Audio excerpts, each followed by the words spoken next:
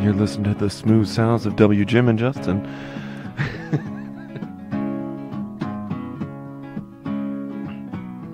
At 10 and 8 Monday through Friday is the time. I turn my radio to 101.5. Like a treat for my ears and mind, since 2012 made me laugh and made me cry.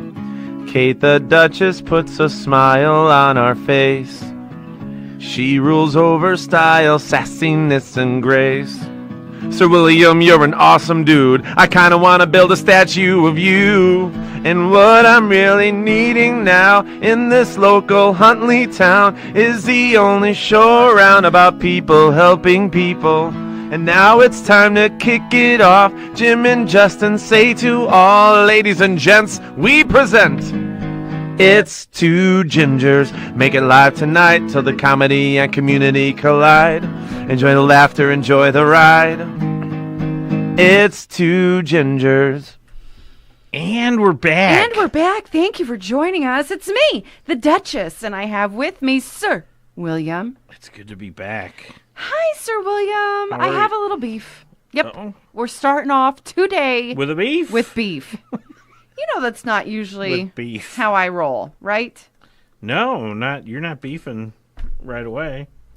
Usually takes a few minutes into the show. I usually take the social media with a grain of salt. Yeah. Okay? Usually do. Uh-huh. I have been following on the Faceplace a couple of cute little pages that are primarily dedicated to unicorn lovers, such as myself, Okay. and all things So this is serious beef. magical. Okay, go ahead. And all things magical. Yes. So I'm on one of these Faceplace pages, and listen, they usually just post cute little things that say, like, the unicorns made me do it, or there's, like, I don't know, a cute unicorn Sure. farting out a rainbow, something, right? Right. Just makes me smile, makes me giggle. You know, I like a cute unicorn. Not those creepy, No. okay, mythical, Right. like they have to be cutesy, bubbly, right? On one of these unicorn pages, there is another woman that states, what is the big obsession with unicorns? Get a life, people. Unicorns aren't real. You need a real hobby. Why are you on our page? Why do you have to be on the page? Why are you on our page? Yeah, please leave. There's the deer. And no, please. Just get out. I was really offended. Cool. That's not cool. And if I was a different type of person, like some of the people over on Yeah. Huntley Opinions, I really would have Oh, yeah. broken a nail typing back. Yeah. But I didn't. I just blew her a wish and went along my day. But I'm here to say, if you don't have anything nice to say, maybe Don't not say it. Maybe not Wow, say is it. Huntley Opinions blowing up over the last several days. Oh, man. Woo! As it should. There are a lot of things crazy in our world going on right now. Yes, there are. However, That's not what we're here to talk we about. are here to make your life a little bit better, a little bit lighter. Sir William's Top 9. I got a good one today. Oh, yes, I do. What is it? Well, we started doing a little polling after last week. We had Valentine's Day. Oh, yes. Remember the Hallmark card holiday? I do. And if you're aware, this is the first Valentine's Day in what we like to call the hashtag #MeToo era. Yeah. So what does that mean? That means we got to be a little bit carefuler out there, especially if you're a man. Carefuler. Okay. It wasn't a word until today. Now Okay. it is. Okay. Especially if you're a man giving a woman a Valentine. Okay. Especially if you're in the same workplace. This is where we really, really need to be carefuler. Did you put some of the cards that I got on this list? They may be. Oh, boy. They may be. Here we go. You ready? Mm-hmm. Number 9. The outside of the card says, I need you. The inside says, to stop hitting on me. That's a good one for the hashtag #MeToo era. That is a good one. Yeah. Did I tell you about my friend the other day who said, hashtag #MeToo is pound me too? Yeah. It's like you're asking for it.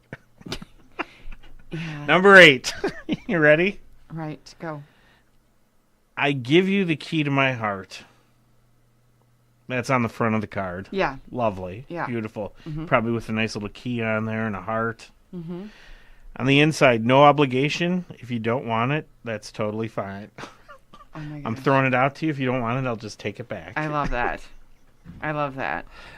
I mean, that's not I'd be offending- okay with that card. That's not offending anyone. No. I'd be okay with that one. Number 7. I'll always be right by your side. Mm-hmm. And then you open it up. And it says, not right by, but at a respectful distance. And when I say always, only as long as you are Oh comfortable. my gosh. I mean, that's spelling it out, right? That is spelling it There's out. some rules, and, Yep. and here I'm going to be respectful of that. Right. Hashtag me too. Number 6. I'm never alone with you by my side. Mm-hmm. That's on the front of the card. Mm-hmm. Because you make me feel uncomfortable and I feel better with another person around. Like maybe the lady from HR. I'm going to bring her in on this. Yes. I love it. You know? Oh, good one. Number 5. We've all seen this on the cover. Roses are red, violets are blue. Mm-hmm. But we got a new inside for this one. I don't want to sleep with you. I mean, who's going to be offended by that? I'm buying that one. That's a good one. I'm buying that one. Number 4. Your affections have made me one. That's on the front. Mm-hmm. On the inside, of the women who experience sexual harassment at work. Oh, no. Uh-huh. Yikes. Yeah. Yikes. These just keep getting better. Number 3. Front of the card. My heart flutters when you are near. Because I know there's a chance you will touch me inappropriately. That's awful. The fluttering heart. That is awful. Number 2 on the outside of the card says forever yours. That's safe, right? Mm-hmm. On the inside, or until such time as you no longer welcome my affections, which is completely within your rights as an individual. Yeah, I actually gave that one to Mr. Big. It's romantic. I mean, that is romantic. Yes. And number 1, outside of the card, be my Valentine. On the inside, which is not to suggest in any way that I would possess you or that you are anything less than a human being with your own will and autonomy. I love it. And those are Sir William's top 9. Hashtag Sir Williams. Me Too top cards. 9. I love that so much. Yeah, you know, we're just making a little light of a serious subject. Obviously, very serious subject. Very serious. Yeah. Actually, so serious. Did you know? Have you heard about this new thing in the workplace? This is not a joke. Now we're turning the show from haha, me too, funny cards to serious topic. But you're laughing. I know. It's hard to take you serious when I you know, laugh but and this tell is me that true. it's serious. This is true. Is this people helping people stuff? It is. Okay. I got it right from an HR Hit me. director. Tell me. There's a new thing in the workplace that's called a love contract. Mm-mm. Yeah. No. Yep. Yes, there is. You know, this is a big issue in the workplace. Yeah, I know. You know, Like because you have to register yourself as like Yeah. a couple. yeah, I mean, Yeah. long gone are the days of so and so and so and so meeting in the janitor closet Yeah. and whatever. Yeah, no I way. mean, this You is. can't do that. It's got to be public. You got to tell Right. somebody. Right. It's got to be Approved. all super consensual. You got to sign forms in triplicate. You know, it's a big deal. Yeah. Career Builder company out there that does some surveying revealed that 36% of workers admit to have dated a coworker, and 30% of office romance involves a superior. Oh. See, that's no good in a lot of places. Right. That Yeah. is, as they call it, taboo. Right. That wouldn't fit into the love contract, per se. With heightened focus on sexual harassment in the wake of the burgeoning Me Too movement, it's more important than ever that employees have a plan in place to properly address dating. So how do you feel about that? I think it's only appropriate that there is something in place. I don't think that it should be completely condoned. I mean, have you ever dated anybody that you worked with?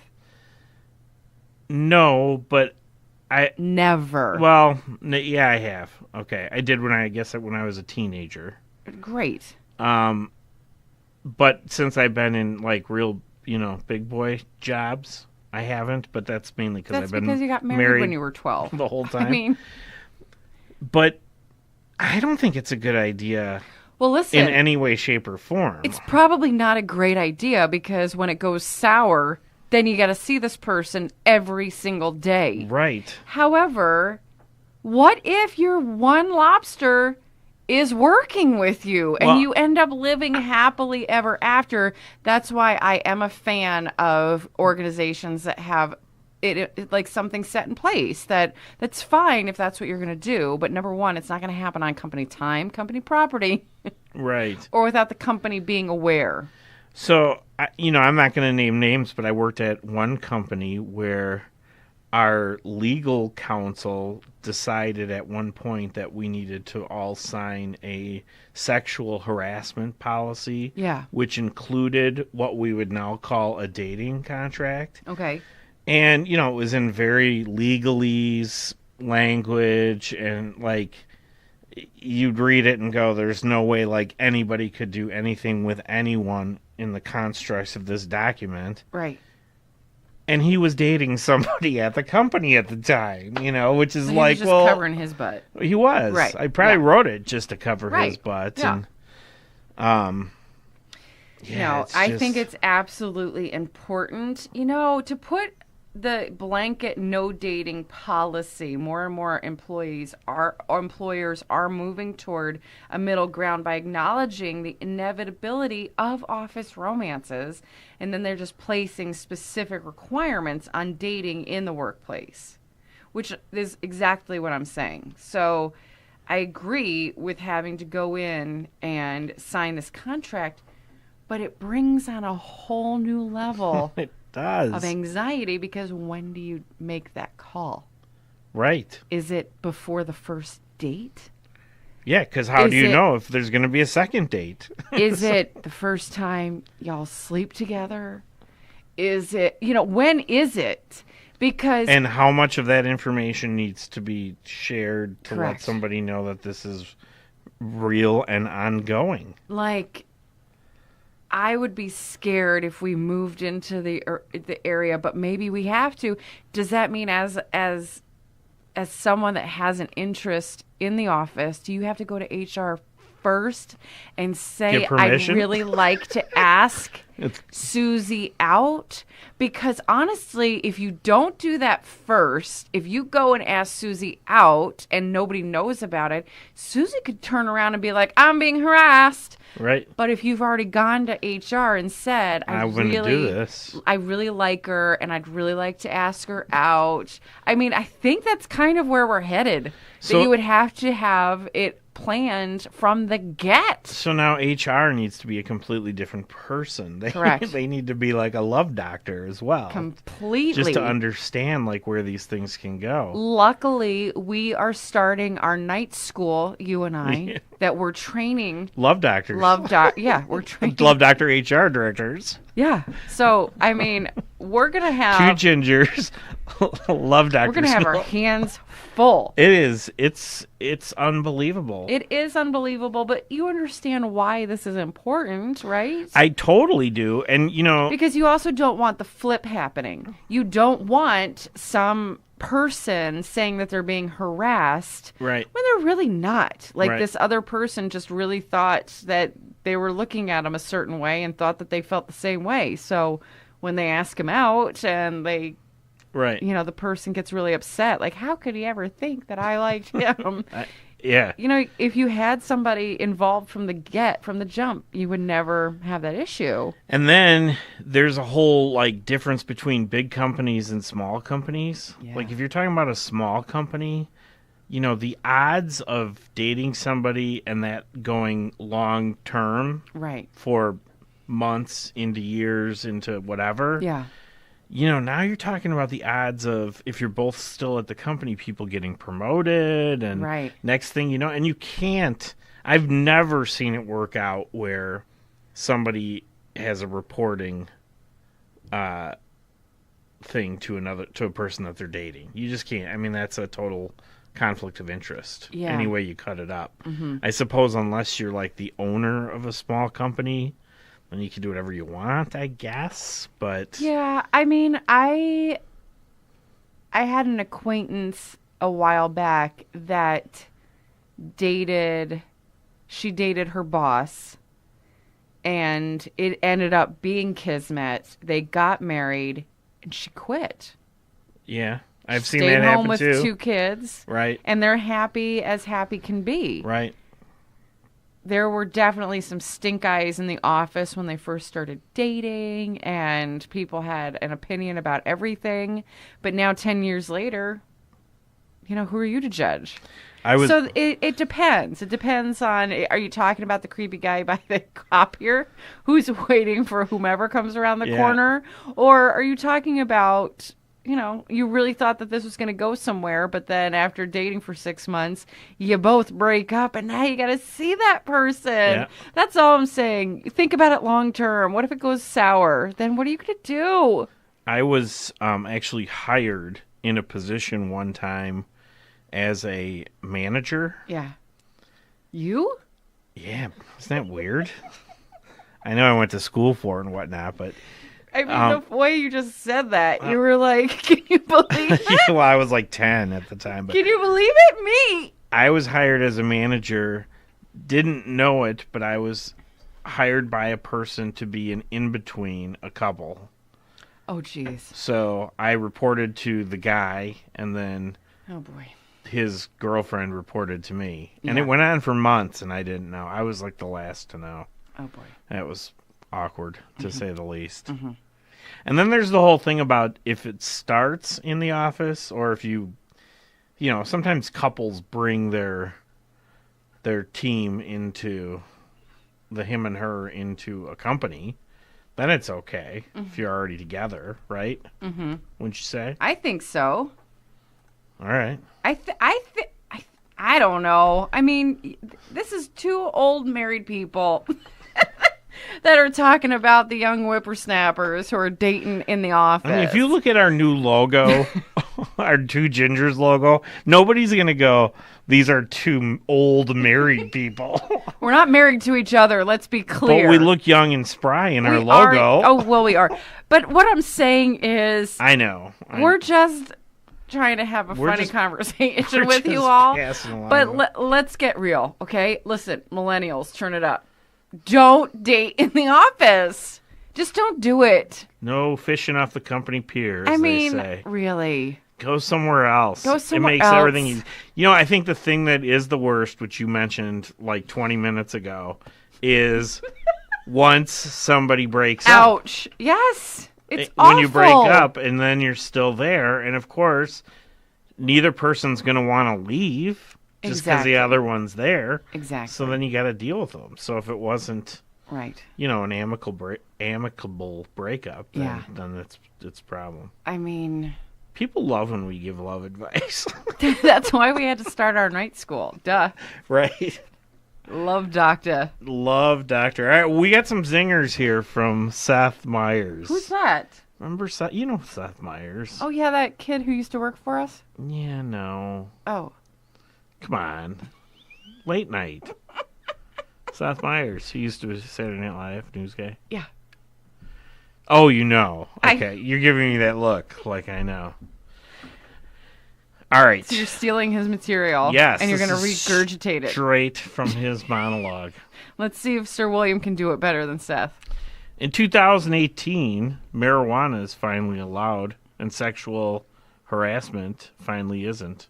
It's going to be a good year. There you go. It is going to be a good year. How was that delivery? It was pretty. Blah.